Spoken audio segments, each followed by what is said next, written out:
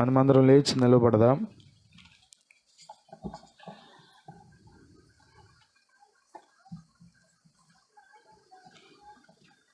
దేవుని వాక్యంలో నుండి 115వ కీర్తన చదువుకుందాం. దయచేసి అందరూ లేచి నిలబడి 115వ కీర్తన చదువుకుందాం.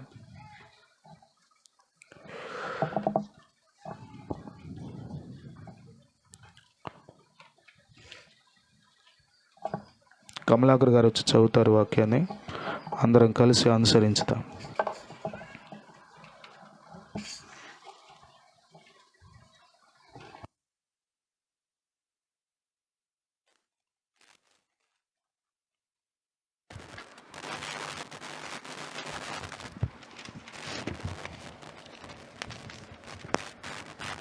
హల్లెలూయా. మాకు కాదు యెహోవా, మాకు కాదు, నీ కృపా సత్యమును బట్టి నీ నామమునకే మహిమ కలుగునుగాక. వారు దేవుడేడి అని అన్యజనులు ఎందుకు చెప్పుకొందురు? మా దేవుడు ఆకాశమందున్నాడు, తనకిచ్చినట్లుగా సమస్తమును ఆయన చేయుచున్నాడు. వారి విగ్రహములు వెండి బంగారువి, అవి మనుషుల చేతి పనులు. వాటికి నోరుండియు పలుకవు, కనులుండియు చూడవు, చెవులుండియు వినవు, ముక్కులుండియు వాసన చూడవు, చేతులుండియు ముట్టుకొనవు, పాదములుండియు నడవవు, గొంతుకతో మాట్లాడవు. వాటిని చేయువారును వాటి యందు నమ్మికించు వారందరూ వాటి వంటి వారై ఉన్నారు. ఇశ్రాయేలులారా, యెహోవాను నమ్ముకొనుడి, ఆయన వారికి సహాయము, వారికి కేడము. అహరోను వంశస్థులారా, యెహోవాను నమ్ముకొనుడి, ఆయన వారికి సహాయము, వారికి కేడము. యెహోవా యందు భయభక్తులు గలవారులారా, యెహోవా యందు నమ్మికయుంచుడి, ఆయన వారికి సహాయము, వారికి కేడము.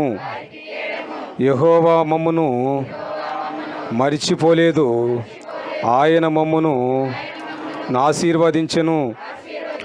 ఆయన ఇశ్రాయేలును ఆశీర్వదించును, అహరోను వంశస్థులు ఆశీర్వదించును. పిన్నలనేమి పెద్దలనేమి తన యందు భయభక్తులు గలవారిని యెహోవా ఆశీర్వదించును. యెహోవా మిమ్మును మీ పిల్లలను వృద్ధి పొందించును. భూమి ఆకాశములను సృజించిన యెహోవా చేత మీరు ఆశీర్వదింపబడిన వారు.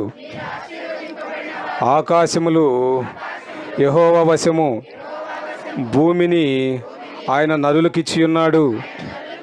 మృతులను మౌన స్థితిలోనికి దిగిపోవారును యెహోవాను స్తుతింపరు.